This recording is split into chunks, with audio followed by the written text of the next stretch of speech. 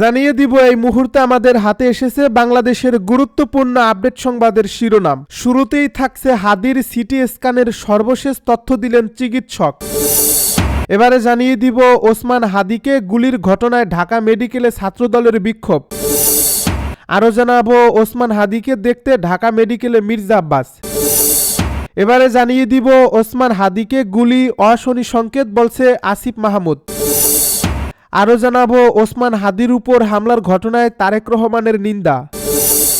সব শেষে জানিয়ে দিব হাদির উপর হামলার প্রতিবাদে সারা দেশে বিএনপির কর্মসূচি ঘোষণা। এতক্ষণ শুনছিলেন হাতে থাকা আপডেট সংবাদের শিরোনাম, এবারে বিস্তারিত। তবে তার আগে অনুরোধ রইল ভিডিওটিতে একটি লাইক এবং কমেন্ট করে জানিয়ে দিন ভিডিও সম্পর্কে আপনার মূল্যবান মতামত। আরও জানিয়ে দিন ভিডিওটি কোথা থেকে দেখছেন বা কোন জেলা থেকে দেখছেন।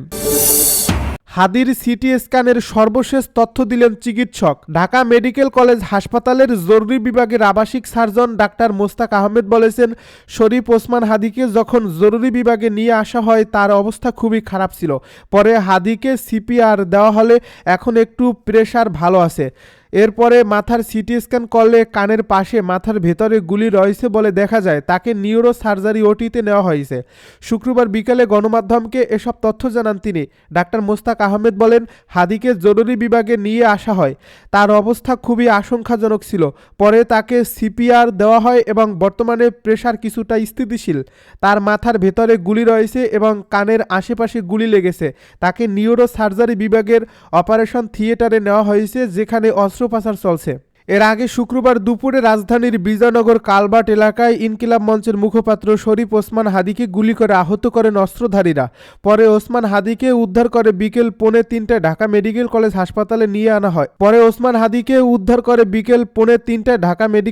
হাসপাতালে নিয়ে আসা হয়। ঢাকা মেডিকেলের জরুরি বিভাগে তার চিকিৎসা চলছে। তার বাম কানের পাশে 1 রাউন্ড গুলির আঘাত রয়েছে। ওসমান হাদিকে গুলির ঘটনায় ঢাকা মেডিকেলে ছাত্রদলের বিক্ষোভ। ঢাকা 8 আসনের স্বতন্ত্র সংসদ সদস্য প্রার্থী ও ইনকিলাব মঞ্চের মুখপাত্র শরীফ ওসমান হাদিকে গুলির ঘটনায় প্রতিবাদ জানিয়ে ঢাকা মেডিকেল কলেজ হাসপাতাল এলাকায় বিক্ষোভ করছে ছাত্রদল।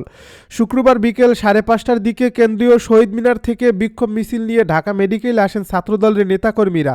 বর্তমানে এখানে চিকিৎসাধীন রয়েছেন হাদি। ছাত্রদলের বিক্ষোভে কেন্দ্রীয় সভাপতি রাকিবুল ইসলাম রাকিব, সেক্রেটারি নাসিরউদ্দিন নাসির সহ অন্য নেতারা উপস্থিত ছিলেন। এ সময় নেতাকর্মীরা হাদিকে গুলি কেন, ইন্টেরিম জবাব দে, হাদির উপর হামলা কেন, ইন্টেরিম জবাব দে, ছাত্রদলের অ্যাকশন, ডাইরেক্ট অ্যাকশন ইত্যাদি স্লোগান দেন। এ বিক্ষোভে ছাত্রদল নেতারা হাদির উপর হামলায় জড়িতদের দ্রুত গ্রেপ্তারের আহ্বান জানান। শুক্রবার দুপুরে রাজধানীর বিজয়নগর কালভার্ট এলাকায় হাদিকে গুলি করেন অস্ত্রধারীরা। পরে তাকে উদ্ধার করে ঢাকা মেডিকেল হাসপাতালে নিয়ে আসা হয়। বিকেলে হাসপাতালের জরুরি বিভাগের আবাসিক সার্জন ডাক্তার মোস্তাক আহমেদ বলেন, হাদির মাথার ভেতরে গুলি আছে। নিউরো সার্জারি বিভাগে তার অস্ত্রোপচার চলছে। ওসমান হাদিকে দেখতে ঢাকা মেডিকেলে মির্জা আব্বাস। ঢাকা 8 আসনের স্বতন্ত্র প্রার্থী ও ইনকিলাব মঞ্চের মুখপাত্র শরীফ ওসমান হাদি গুলিবিদ্ধ হয়েছেন। তাকে ঢাকা মেডিকেল কলেজে হাসপাতালে জরুরি বিভাগে দেখতে গেছেন একই আসনে বিএনপি মনোনীত প্রার্থী মির্জা আব্বাস। শুক্রবার বিকেল 4টায় ঢাকা মেডিকেল হাসপাতালের জরুরি বিভাগে যান তিনি। এখন কোমায় আছেন বলে জানিয়েছেন ঢাকা মেডিকেল হাসপাতালের জরুরি বিভাগের আবাসিক চিকিৎসক ডাক্তার মোস্তাক আহমেদ। চিকিৎসক জানান, শরীফ ওসমান হাদির অবস্থা খুবই গুরুতর। তার মাথায় গুলিবিদ্ধ হয়েছে। তিনি এখন কোমায় আছেন। এদিকে শরীফ ওসমান হাদিকে দেখতে হাসপাতালে ছুটে গেছেন জাতীয় নাগরিক পার্টির দক্ষিণাঞ্চলের মুখ্য সংগঠক হাসনাত আবদুল্লাহ ও সিনিয়র যুগ্ম সদস্য সচিব ডাক্তার তাসনিম জারা। হাদিকে গুলি অশনি সংকেত বলছে আসিফ মাহমুদ। জাতীয় নির্বাচনের তফসিল ঘোষণার পরপরই একজন সম্ভাব্য প্রার্থীকে গুলির ঘটনাকে অশনি সংকেত বলে বর্ণনা করেছেন সাবেক উপদেষ্টা আসিফ মাহমুদ সজীব ভুঁইয়া। তিনি তার ফেসবুক অ্যাকাউন্টে লিখেছেন, হাদি ভাই গুলিবিদ্ধ হয়েছেন, বেঁচে থাকুন, আমাদের মাঝে ফিরে আসুন, এই দোয়া করুন সবাই। সরকার এবং নির্বাচন কমিশনকে অবশ্যই আইনশৃঙ্খলা পরিস্থিতি নিয়ন্ত্রণ করতে হবে। জাতীয় নির্বাচনের তফসিলের পরপরই এরকম ঘটনা অশনি সংকেত। দ্রুত সময়ের মধ্যে জড়িতদের গ্রেপ্তার করুন। প্রসঙ্গত আজ শুক্রবার দুপুরে রাজধানীর বিজয়নগরে গুলিবিদ্ধ হয়েছেন ঢাকা 8 আসনের সম্ভাব্য স্বতন্ত্র প্রার্থী। বিজয়নগরে গুলিবিদ্ধ হয়েছেন ঢাকা ৮ আসনের সম্ভাব্য স্বতন্ত্র প্রার্থী ও ইনকিলাব মঞ্চের মুখপাত্র শরীফ ওসমান হাদি। তাকে লাইভ সাপোর্ট দেওয়া হয়েছে। বিকেল ৪টার পর ঢাকা মেডিকেলের পরিচালক ব্রিগেডিয়ার জেনারেল মোহাম্মদ আসাদুজ্জামান গণমাধ্যমকে জানান, হাদির অবস্থা ক্রিটিক্যাল, তাকে লাইভ সাপোর্ট দেওয়া হয়েছে। বুলেটটি তার মাথার ভেতরে রয়েছে। ওসমান হাদির উপর হামলার ঘটনায় তারেক রহমানের নিন্দা। ইনকিলাব মঞ্চের মুখপাত্র শরীফ ওসমান হাদির উপর হামলার ঘটনায় তীব্র ক্ষোভ ও নিন্দা জানিয়েছেন বিএনপির ভারপ্রাপ্ত চেয়ারম্যান তারেক রহমান। শুক্রবার বিকেলে ফার্মগেটের কৃষিবিদ ইনস্টিটিউট মিলনায়তনে বিএনপি আয়োজিত দেশ গড়ার পরিকল্পনা শীর্ষক কর্মশালার বক্তব্যে তিনি এ নিন্দা জানান। গত রোববার থেকে এই কর্মশালায় বিএনপির বিভিন্ন অঙ্গ সংগঠনের বিভিন্ন স্তরের নেতারা অংশ নেন। তারেক রহমান ছাত্রদল সহ দলের সবার প্রতি আহ্বান জানান আইনশৃঙ্খলা রক্ষা বাহিনীকে সহযোগিতা করতে, যেন তারা সুষ্ঠু তদন্ত করে দুষ্কৃতকারীদের খুঁজে বের করতে পারেন। হাদির উপর হামলার প্রতিবাদে সারা দেশে বিএনপির কর্মসূচি ঘোষণা।